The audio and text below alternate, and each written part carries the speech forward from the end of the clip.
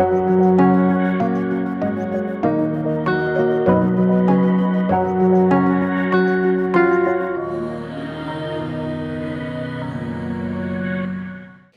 പേര് സബിൻ സാബു.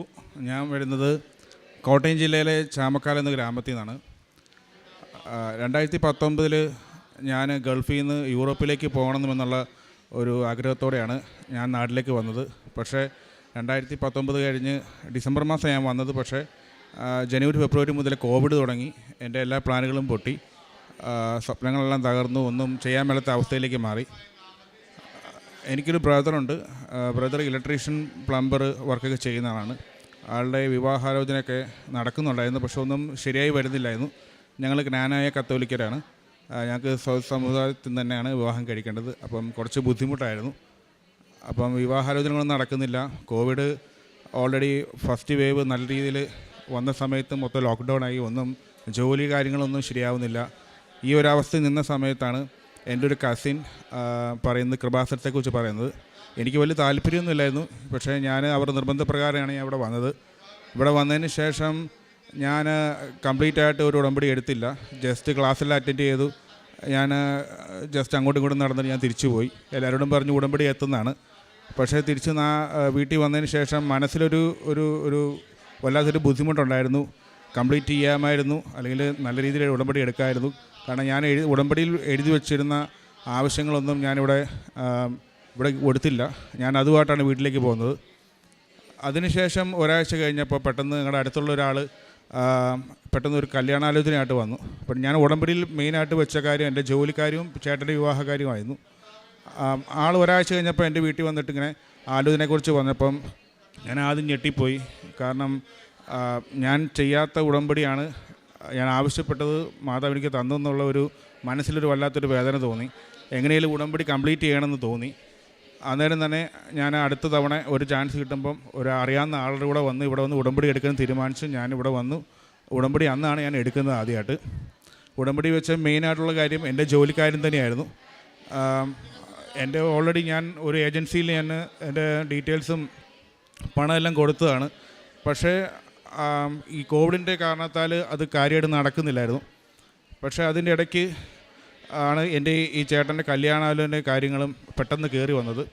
അപ്പോൾ ഞാൻ ഉടമ്പടി പുതുക്കിയതിന് ശേഷം ഞാൻ ഈ കല്യാണാലോചനയുടെ കാര്യങ്ങൾ മറ്റു കാര്യങ്ങൾ പൊക്കോണ്ടിരിക്കുന്ന സമയത്താണ് എനിക്ക് ജോലിക്ക് പ്രദേശത്തേക്ക് പോകാൻ വേണ്ടി ഒരു അവസരം കിട്ടിയത്. പക്ഷേ അത് ഞാൻ പെട്ടെന്ന് ഓർത്തു അത് കിട്ടിയ അവസരമാണ് വിനിയോഗിക്കാമെന്നുള്ള രീതിയിൽ എടുത്ത് ചാടിയൊരു തീരുമാനത്തിൻ്റെ പേരിൽ ഞാൻ സെർബിയയിലേക്ക് പോകാൻ തീരുമാനമായി. ചേട്ടൻ്റെ കല്യാണം കൂടാതെയാണ് ഞാൻ പോകുന്നത്. സെർബിയയിൽ ചെന്നു. അവിടെ ചെന്ന് ഞാൻ ഓണറൈവിലായിട്ടാണ് ഈ സെർബിയയിൽ എത്തിയത്. വിസ വേണ്ടായിരുന്നു അന്ന് ഇന്ത്യക്കാർക്ക്. കാരണം സെർബിയയിൽ എത്താനുള്ള ഒരു കാരണമെന്ന് വെച്ചാൽ ക്രൊയേഷ്യക്കാണ് ഞാൻ അപ്ലൈ ചെയ്തത്. ക്രൊയേഷ്യയിലേക്ക് പോകാൻ വേണ്ടി കോവിഡിൻ്റെ സമയമായ കാരണം അന്നേരം ഇന്ത്യയിൽ ക്രൊയേഷ്യൻ എംബസി ഓപ്പൺ അല്ലായിരുന്നു. ഇന്ത്യയിൽ ഇന്ത്യക്കാർക്ക് ഓണറൈവിലുള്ള ഏതെങ്കിലും രാജ്യത്ത് പോയിട്ട് അവിടെ നിന്ന് വേണമെന്ന് അപ്ലൈ ചെയ്യാൻ വേണ്ടി. അപ്പോൾ അങ്ങനെയാണ് ഞാൻ സെർബിയയിൽ പോയത്. സെർബിയയിൽ ചെന്ന് കഴിഞ്ഞു. അവിടെ നിന്ന് 2 ആഴ്ച കഴിഞ്ഞപ്പം ഇത് ക്രൊയേഷ്യയിലേക്ക് അപ്ലൈ ചെയ്യാൻ വേണ്ടി ഞാൻ പോകുന്ന സമയത്താണ് ഇന്ത്യയിൽ ക്രൊയേഷ്യൻ എംബസി ഓപ്പൺ ആക്കുന്നത്. അങ്ങനെ വന്നപ്പോൾ ഏത് സിറ്റിസണാണോ അതേ രാജ്യത്തിനോട് അപ്ലൈ ചെയ്യാൻ പറ്റുന്നതെന്ന് പറഞ്ഞു. അത് റിജക്ഷനാക്കി. അങ്ങനെ വന്നപ്പം ഫസ്റ്റ് പ്ലാൻ പൊളിഞ്ഞു. ഏജൻറ്റ് പറഞ്ഞു സെക്കൻഡ് പ്ലാനുണ്ട്, കുഴപ്പമില്ല, നമുക്ക് വേറെ പ്ലാനുണ്ട്, നമുക്ക് രാജ്യം കടക്കാമെന്ന് പറഞ്ഞു. പക്ഷേ അന്നേരം ഞങ്ങൾ ഓർത്തു അത്രയും സീരിയസ് ആയിട്ട് എടുത്തില്ല. പക്ഷേ അത് രാജ്യം കടക്കുക തന്നെയായിരുന്നു ചെയ്യേണ്ടത്. അവർ പറഞ്ഞു അധികം നടക്കാനൊന്നുമില്ല, ബസ്സിൽ പോയാൽ മതി, അവിടെ നമ്മുടെ ആൾക്കാരുണ്ട് എന്നൊക്കെയാണ് പറഞ്ഞത്. പക്ഷേ 74 കിലോമീറ്റർ നടക്കാനുണ്ടായിരുന്നു. CIA സിനിമ നിങ്ങളെല്ലാം കണ്ടു കാണുമല്ലോ, ഏകദേശം ആ ഒരു അനുഭവം തന്നെയായിരുന്നു. അതിലും 2 ഇരട്ടിയായിരുന്നു എനിക്കുണ്ടായ അനുഭവങ്ങൾ. ഒരുപാട് ദുരനുഭവങ്ങളുണ്ടായി. ഒരുപാട് അടി കൊള്ളേണ്ടി വന്നു. ദേഹോദരങ്ങളൊക്കെ ഒരുപാട് ഏൽക്കേണ്ടി വന്നു. പക്ഷേ ആ സമയത്തെല്ലാം എനിക്ക് ആപ്പാടെ എൻ്റെ കയ്യിലുണ്ടായിരുന്ന ക്യാഷ് രൂപ മാത്രമാണ്. കാരണം ഞാൻ സെർബിയയിലെത്തിയപ്പം ഞാൻ ഇവിടുന്ന് കൊണ്ടുപോയ ഉടമ്പടി തൈലവും എൻ്റെ ഒപ്പും മറ്റു കാര്യങ്ങളെല്ലാം എയർപോർട്ടിൽ നിന്ന് എടുത്ത് കളഞ്ഞിരുന്നു. എൻ്റെ കയ്യിൽ ആപ്പാടെ ഉണ്ടായിരുന്നത് മാതാവിൻ്റെ കാശ് രൂപം മാത്രമായിരുന്നു. അത് മാത്രം ഞാൻ കീപ്പ് ചെയ്തു. അത് മാത്രം എൻ്റെ കയ്യിലുള്ളൂ, ആപ്പാടെ ഉള്ളൂ എന്നുള്ളൊരു വിശ്വാസം എനിക്കുണ്ടായിരുന്നു. ഞാൻ അവിടെ വെച്ച് എനിക്ക് ഒരാളുമായിട്ട് ബന്ധനം ഉണ്ടാകുന്ന സമയത്ത്, ഒരു സംഘടന ഉണ്ടാകുന്ന സമയത്ത് അയാൾ എൻ്റെ ജാക്കറ്റ് വിളിച്ചപ്പോൾ ഈ ഉടമ്പടി എൻ്റെ ഈ കാശ് രൂപവും എൻ്റെ കൊന്തയും കണ്ടിട്ട് അയാൾ ചോദിച്ചു, ആൾ ക്രിസ്ത്യനാണെന്ന് ചോദിച്ചു. ഞാൻ അതേന്ന് പറഞ്ഞു. അന്നേരം തൊട്ട് പിന്നെ അയാൾ എന്നെ ഉപദ്രവിച്ചിട്ടില്ല. അപ്പോൾ അതെനിക്കൊരു വല്ലാത്ത അനുഭവമായിരുന്നു. പിന്നെ ഈ പറഞ്ഞ 74 കിലോമീറ്ററും നടക്കുകയല്ലായിരുന്നു, ഓടുകയൊക്കെ തന്നെയായിരുന്നു. അപ്പം അന്നേരമൊക്കെ ഞാൻ തളർന്ന് വീടിൻ്റെ ഒരു അവസരം ഉണ്ടായ സമയത്തും എനിക്കെന്നും അന്നേരം എനിക്ക് ശക്തിയായിട്ട് എൻ്റെ കൂടെ ഉണ്ടായിരുന്നത് ഈ കാശ് രൂപം തന്നെയാണ്. ഈ കാശ് രൂപത്തെ മുറുകെ പിടിച്ചാണ് എങ്ങനെയും ഇതൊന്ന് കഴിഞ്ഞ് കിട്ടിയാൽ മതി എന്നുള്ള രീതിയിൽ തന്നെയാണ് ഞാൻ അതിലേക്ക് നടന്നത്. -3 ഡിഗ്രി ആയിരുന്നു തണുപ്പ്, അതോടൊപ്പം തന്നെ മഴയുണ്ടായിരുന്നു. ഈ സമയത്തെല്ലാം എങ്ങനെയാണ് ഞാൻ സർവൈവ് ചെയ്യുന്നത് എനിക്കിപ്പോഴും ഓർക്കാൻ പോലും പറ്റത്തില്ല. പക്ഷേ എങ്ങനെയോ ഞാൻ സർവൈവ് ചെയ്തു. ബോസ്നിയ എന്ന് പറഞ്ഞ രാജ്യത്തെത്തി. ബോസ്നിയ എന്ന രാജ്യത്ത് അവിടെ നമുക്കായിട്ട് റെഫ്യൂജികളെ വെൽക്കം ചെയ്യുന്ന രാജ്യമായിരുന്നു. ഞാൻ ഓൾറെഡി ഈ അതിർത്തി കടന്നപ്പോൾ ഞാൻ റെഫ്യൂജി ആയി കഴിഞ്ഞാൽ പിന്നെ നമുക്ക് പാസ്പോർട്ടോ രാജ്യമോ ഒന്നുമില്ല. നമ്മളവിടെ ഇന്ത്യക്കാരാണെന്ന് പറയത്തില്ല, കാരണം ഇന്ത്യക്കാർ ഒരിക്കലും റെഫ്യൂജികളല്ല. അപ്പോൾ നമ്മളവിടെ ആരെങ്കിലും പട്ടാളമോ അല്ലെങ്കിൽ പോലീസോ ആരെങ്കിലും നമ്മൾ ക്യാച്ച് ചെയ്യുമ്പോൾ നമ്മൾ പറയേണ്ടത് ഒന്നെങ്കിൽ നമ്മൾ ശ്രീലങ്കനോ അല്ലെങ്കിൽ ബംഗ്ലാദേശോ ആണെന്ന് നമ്മൾ പറയുന്നത്. അങ്ങനെ ഞാൻ അവിടുത്തെ ക്യാമ്പിൽ ചെന്ന് ശ്രീലങ്കനാന്ന് പറഞ്ഞുകൊണ്ടാണ് ഞങ്ങളെല്ലാം അവിടെ കയറുന്നത്. അവിടെ കയറി അവിടെ നിന്ന് നമുക്ക് ഫുഡും അക്കോമഡേഷനെല്ലാം അവർ തന്നെ പ്രൊവൈഡ് ചെയ്യുന്നുണ്ടായിരുന്നു. അതൊരു വല്ലാത്തൊരു ഒരു നല്ലൊരു, കാരണം നമുക്ക് ഞാൻ എങ്ങോട്ടാണ് പോകണേ, എവിടെയാണ് ചെന്നത് എനിക്കൊരു പിടിയില്ല. നമ്മുടെ കൂടെ ഗൈഡ് ചെയ്യാൻ വേണ്ടി ഏജൻസി ഒന്നുമില്ല. ഏജൻസി ഒരാളെ ഒപ്പിച്ചെന്ന് മാത്രമാണ് നമുക്ക് ഓർമ്മയുള്ളൂ. ബാക്കിയൊന്നും നമുക്ക് ഇവരുമായിട്ടൊരു കോണ്ടാക്റ്റും ഇല്ല, ഒന്നുമില്ല. കാടിൻ്റെ അകത്തൂടെ തന്നെയായിരുന്നു ഫുള്ള് യാത്രയും. അപ്പോൾ ആ സമയത്ത് നമ്മൾ എങ്ങോട്ടാണ് പോകണമെന്ന് നമുക്കൊരു ഐഡിയ ഇല്ല. നമ്മൾ ഏത് സ്ഥലത്തേക്കാണ് പോകണേ നമുക്ക് യാതൊരുവിധ അറിവുമില്ല. നമ്മളെ കൊണ്ടുപോയത് യുനെസ്കോയുടെ ആൾക്കാരാണ്, UN സംഘടനയിലുള്ള ആൾക്കാർ. അവർ IMO എന്ന് പറഞ്ഞൊരു സംഘടനയുണ്ട്. അവർ ഇല്ലീഗലായിട്ട് വരുന്ന മൈഗ്രൻ്റ് ആയിട്ടുള്ള ആൾക്കാരെ സംരക്ഷിക്കാൻ വേണ്ടി അവർ ക്രിയേറ്റ് ചെയ്യിക്കുന്ന, ആ രാജ്യത്തിന് വേണ്ടി അവർ ക്രിയേറ്റ് ചെയ്യിക്കുന്ന ഒരു സംഘടനയാണ്. അവരാണ് നമ്മളെ സംരക്ഷിച്ചത്. അവർ ഏകദേശം 3 മാസത്തോളം ഞാൻ ആ രാജ്യത്തുണ്ടായിരുന്നു, ബോസ്നിയയിൽ. എനിക്കൊരു വർഷത്തെ അവിടെ നിൽക്കാനുള്ള ഒരു റെഫ്യൂജി കാർഡും തന്നു. പക്ഷേ അതുകൊണ്ട് പ്രത്യേകിച്ച് ഉപകാരമൊന്നുമില്ല. അവിടെ വരുന്നവരെല്ലാവരും തന്നെ ആ രാജ്യത്തു നിന്ന് മറ്റൊരു രാജ്യത്തേക്ക് ചാടാൻ വേണ്ടി മാത്രം വരുന്നവരാണ്, അവിടെ നിൽക്കാൻ വേണ്ടിയല്ല. ഞാനും അവിടെ നിന്ന് ചാടാൻ ശ്രമിച്ചു, പക്ഷേ എല്ലാം ഫെയിലായി, ഒന്നും തന്നെ സക്സസ് ആയില്ല. അപ്പോൾ ഈ സമയത്തെല്ലാം എനിക്ക് ആപ്പടെ ധൈര്യമായിട്ടുള്ളത് ഈ മാതാവിൻ്റെ കാശ് രൂപം മാത്രമായിരുന്നു. ഈ കാശ് രൂപം ഞാൻ കളയാതെ കീപ്പ് ചെയ്തു. അതോടൊപ്പം തന്നെ എൻ്റെ പാസ്പോർട്ട് ഒരിക്കലും മറ്റുള്ളവരെ കാണിക്കാൻ പറ്റത്തില്ല. കാരണം ഇന്ത്യനാണെന്ന് ഞാൻ അറിഞ്ഞു കഴിഞ്ഞാൽ അവരൊന്നെങ്കിൽ ഇന്ത്യൻ എംബസിയായിട്ട് കോൺടാക്ട് ചെയ്ത് എന്നെ ഡീപ്പോർട്ട് ചെയ്യുമായിരുന്നു.